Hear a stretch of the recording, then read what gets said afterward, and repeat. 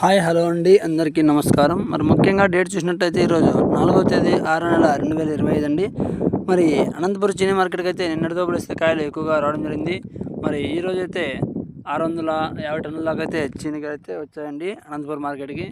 మరి ఈరోజు నిన్నటి కంటే రేట్లు అయితే ఏం పెద్దగా పెరగలేదు. మనం పెరుగుతాయి అనుకున్నాం, కానీ నిన్నటి రోజున పెరిగే అవకాశం అయితే ఈరోజు అయితే కనబడలేదు, పెరగలేదండి.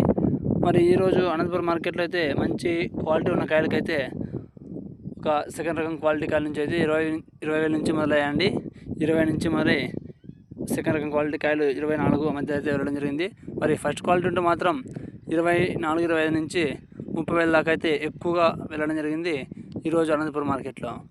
మరి ఫస్ట్ గ్రేడ్ క్వాలిటీ ఉన్న కాయలకైతే 24, 25 నుంచి మొదలయ్యాయండి. 30,000 దాకా ఎక్కువ లాట్కి వెళ్ళడం జరిగింది, మంచి షైనింగ్ క్వాలిటీ ఉన్న కాయలకి.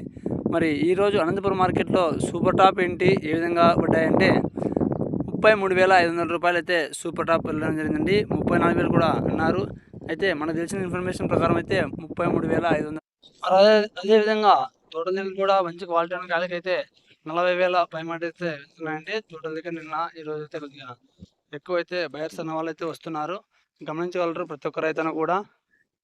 కాయలైతే క్వాలిటీ ఉంటే మాత్రం 40,000 దాకా అయితే పెడుతున్నామని ఈరోజు కలవడం జరిగింది, ఆయన అయితే చెప్పారండి. కావున ప్రతి ఒక్క రైతన్నలు గమనించి మీ యొక్క కాయలను అమ్ముకోగలరు.